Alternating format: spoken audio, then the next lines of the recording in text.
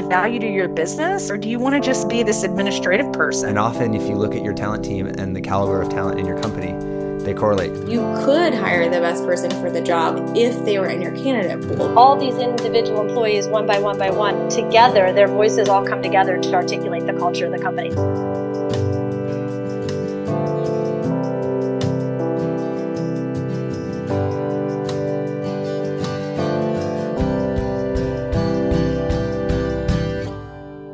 Good morning, ladies and gentlemen. This is your host of the Hiring on All Cylinders podcast, Sean Simmerly. Hope your day is going well, whether you are commuting into work, if you're going on vacation with your friends, your family. Regardless of where you are, I'm excited to talk to you today along with a guest of mine who happens to live in Nashville, Tennessee, which gets me even more excited because I happened to live in Nashville a few years ago. And just before jumping on this call, I got to reminisce a little bit about the phenomenal food scene, the music out there, and the booming healthcare space that is largely centered, for many intents and purposes, in Nashville. Now, my guest today, though, is not someone that's been in recruiting his entire career. In fact, when I say his name, some of you might say, I think I remember him from the Chargers roster, the San Diego Chargers roster from a few years back, and you wouldn't be mistaken. So I guess with that, I can finally say his name instead of me just alluding to this, elusive individual. My guest today is the CEO of Relode, Matt Tant. Matt, welcome to the show. Hey, thanks for having me. We're excited to be on here today to share our story and hopefully create some excitement around Nashville and healthcare innovation. Absolutely. Well, all of those things I think we will give our best shot at. So I guess the first question that I have to ask, Matt, is as someone that graduated from Vanderbilt, was a player on the San Diego Chargers, what ended up pushing you towards the recruitment industry? You know, it's and you gave me way too much praise for my very short-lived professional career, but I did stay long enough to get my upper deck card framed and my jersey mounted for my picture on the wall, and that was about all I got. And a bunch of bumps and bruises, and came back to Nashville, Tennessee in 2005. So it was a very short sprint with the San Diego Chargers, so I didn't stay long enough to earn any type of accolades or make any significant progress with that career. But I landed back in Nashville, and to answer your question, in end of 2004, beginning of 2005. And really, I had my eyes set on commercial real estate development. And the only reason is one of my roommates at Vanderbilt's father was a significant entrepreneur and an investor in commercial real estate. And I learned a lot about the space and really wanted to get involved in his business and commercial real estate, but I didn't want to move at the time, and got my real estate license. And hindsight's 2020, but what I've learned now is that commercial real estate tanks before residential real estate tanks prior to a global recession. Uh-oh. So got my real estate license, went all in on that, and 6 months later, the recession had started to set in on specifically on commercial real estate. Yeah. And there was just no money to be made, no commercial properties moving. In fact, people were bailing on stuff, and if you weren't sitting on tons of cash, there was no money to be made as a 21-year-old realtor in commercial real estate with no experience. So I was born and raised in Nashville. I chose to go play football at Vanderbilt over several other places. Mm-hmm. And I really just wanted a change of scenery. That's kind of why San Diego was attractive to me over a couple of the other free agent opportunities that I had. Yeah. With the Tennessee Titans and the Chargers and a few others, I chose actually the contract with San Diego. And so I put my resume online, and the first call I got was from a staffing agency in Jacksonville, Florida. All right. So I put the suit and tie on, flew down, and took the first job offer I got. And so I guess going into staffing, and then what was that shift like moving from professional football, a football player in the collegiate space, into an agency staffing position? It was I believe that I look back on it now, and I know God had a plan for me, but at the time it was pretty shocking to go from age 4 till age 22. Pretty much laser focused on becoming a professional athlete. Mm-hmm. And when that dream ended, it was, achieved and then ended. It was really battling some depressive thoughts and kind of losing hope and goals. And, you had poured your entire life into something, and then all of a sudden, that's gone, and you have to really reinvent yourself. I'm talking, countless hours and sand pits and hills and weight rooms and film rooms and eating and, running and just training and year-round maniacal approach to becoming a professional athlete. When that ends, you just got to fill that void with something. And luckily, I found the recruiting industry. And what I learned is that I remember when I first walked into the agency, I had a suit and tie on, and it was pretty much everybody was on picnic tables, and there was just the best of the best everywhere, sitting there just smiling and dialing and cold calling, and I had no clue what was going on. But I remember thinking, like, because I wasn't in the military, but I remember thinking, like, wow, is this what civilian life is like? And so honestly, I just poured the same amount of training, effort, and energy into the recruiting business as I did in becoming a professional athlete. And what I learned is that all these civilians really, come in pretty late and leave pretty early and cave at the first sign of adversity. And I'm like, man, this is easy. And so I really hit my stride, and I learned a lot from that business and really helped scale the business and open multiple offices for them across the country, and built up teams of people. So really, the transition was very difficult at first, and I encountered lots of challenges along the way. But I think finding something to pour your heart into, to be great at, no matter if it's real estate or recruiting or football or construction, it doesn't matter. If you just can pour yourself into it the same way that I learned to as a collegiate and professional athlete, you can find success and really passion. Yeah, no, absolutely. I think I like that kind of general rule of thumb, and I think that's awesome that you were able to apply that to kind of a new career, a new path. Yeah, definitely interesting. I think the other thing that popped out to me in just that story was realizing that, back in 2005, or, back then, you actually went ahead and you submitted your resume, and you kind of went about getting a job in the much more traditional sense of folks getting jobs. And now you're working in building a company that is focused on not just adhering to that old method of job applications and candidates, but into this new method of how can we improve the recruiting process. So I guess then a good kind of segue here would be, what exactly is Relode doing now that is changing that kind of truism of, well, you go to apply to a job, you interview, and then you get hired? What is Relode doing that is different from that? So I'll tell you the story how Relode was created. So my first month on the job as a rookie recruiter, the agency had received a $144,000 retained search fee from a Fortune 50 company, and I was the rookie recruiter who filled that job.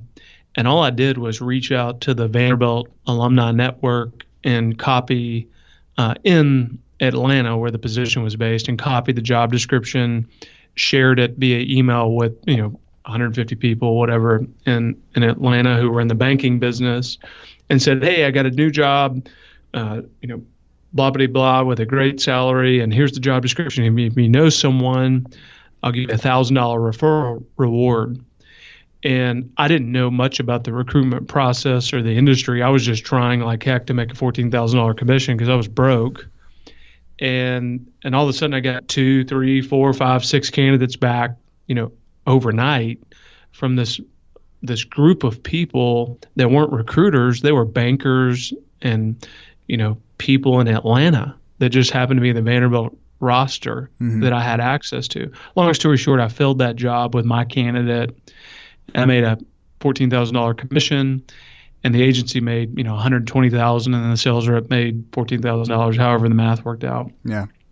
And I kind of went back to everybody and said, "Hey, we need to pay the guy who gave us the candidate $1,000." And I remember they said, "No, you got to pay them out of your $14,000." And so I really just scratched my head, and I went home. I was in a hotel room.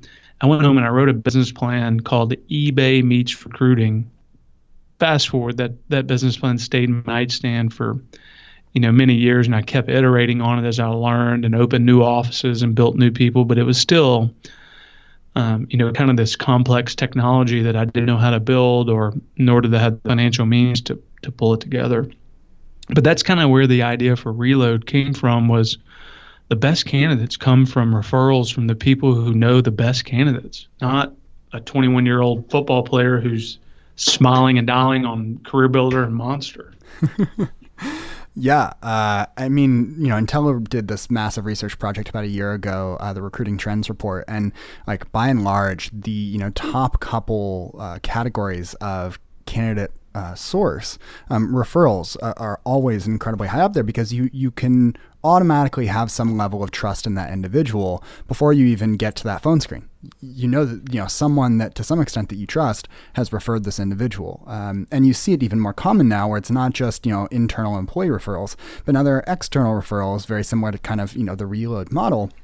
Or even if you are not associated at all with that organization, the company is going to pay you just to refer someone to that position. And Relode also has a specific focus, and kind of the meat of this conversation that I want to dive into is what that focus is. And so Relode focuses on healthcare recruiting specifically, right? We are solely focused on healthcare recruitment. That's correct. Okay. And why healthcare recruiting? Why not recruiting in general? And what led you to think, and what led you to make Relode solely focus on healthcare recruiting as opposed to a broader subsect? My first job as a recruiter back at my first agency that I worked for, the majority of our revenue came from healthcare services, whether it was healthcare technology, nurses, coders, billers, just hospital companies. And partly because when I opened the Nashville, Tennessee office up, I knew no different. I just went cold calling every door, and every door I went into was a health system. Mm-hmm. And, so the business really developed a really robust book of business around healthcare staffing. And then when I left and, set out the non-compete, I launched a healthcare technology staffing business, which was even more focused on not only in healthcare. We were very focused on healthcare only, but we even narrowed it further to healthcare IT only. And we just crushed it. And we grew incredibly fast in a 2-year period running that business. And what I learned is that focus wins. Right. If you do healthcare, if you do all industries, all locations, what that first agency did, we did pretty darn good, but you aren't the best. And when we focused at my second business to only healthcare IT, we were one of the early market movers that focused on a specific skill set of people, which was healthcare IT.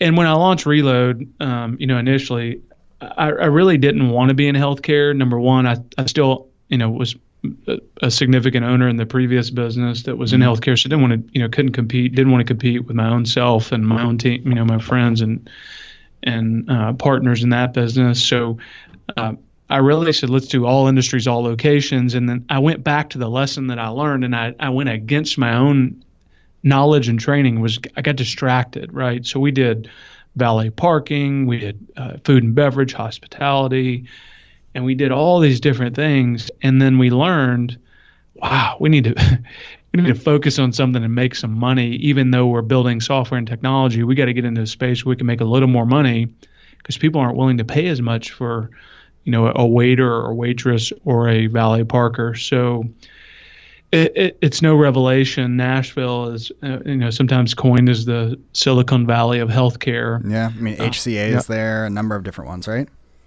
And we have, I think the last number I heard was, we could hit a golf ball from our office and hit nearly 800 hospitals' corporate headquarters.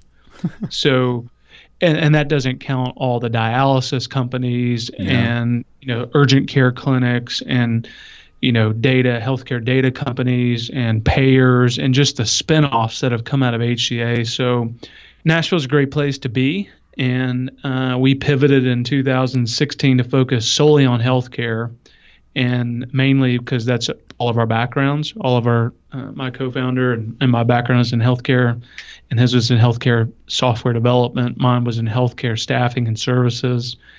And we're in Nashville, so we pivoted to all healthcare, and it was the best thing we ever did. And I mean, there is a projected, massive deficit of healthcare talent by 2025 as, the needs for healthcare, especially in the United States, increase. And yet it doesn't necessarily feel like there is a ton of resource out there, at least, in the past decade, to really empower recruiters in the healthcare space to be more effective at solving that problem. I think I read a statistic somewhere that said 75% of healthcare recruiters still use healthcare industry websites for inbound recruiting. And, as someone that was in staffing services and, then went on to found Relode, obviously you recognize that the best candidates aren't necessarily the ones hitting the apply button on a company's ATS. So I guess, what do you envision, I think, the future of healthcare recruiting specifically looking like? Is it solely based off of referrals? Are there other aspects that healthcare recruiters could possibly employ to increase their success when it comes to finding the right candidates, engaging the right candidates, and eventually placing that right candidate? I don't think I don't think that the end of the recruiter is near, like I once thought, but I do believe that at some point, that the recruiting will be pretty much an online business exclusively. I don't believe that there will be bricks and mortar agencies that exist at the scale that they do today. There's just no need, right? I mean, I look at what we've done already with the limited amount of capital and time, and just to give you some ideas, I mean, this month I don't have a single recruiter in my building.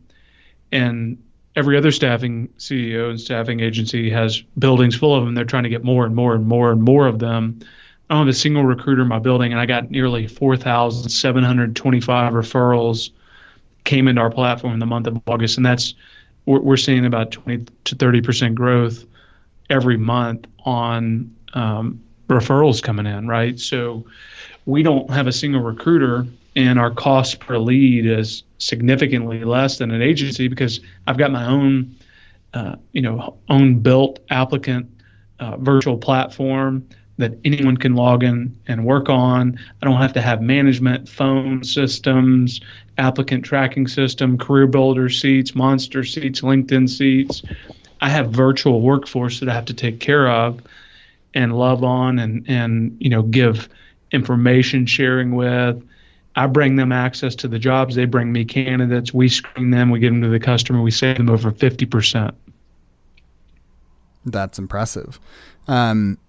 So I guess then, without having those physical recruiters in the seats, and instead kind of tapping into this referral pool, do you see kind of that referral network being the number one source, or do you think it has to be kind of a blended approach? So it's not just about building up that network, but it is also other avenues, or do you think eventually it's going to be 100% referral based for recruiting? So if you look at the applicant tracking systems that exist and the vendor management platforms that exist and the Intellos of the world that are helping with AI and automation and the Relodes of the world that are building a crowd of people to eliminate the need for sourcing.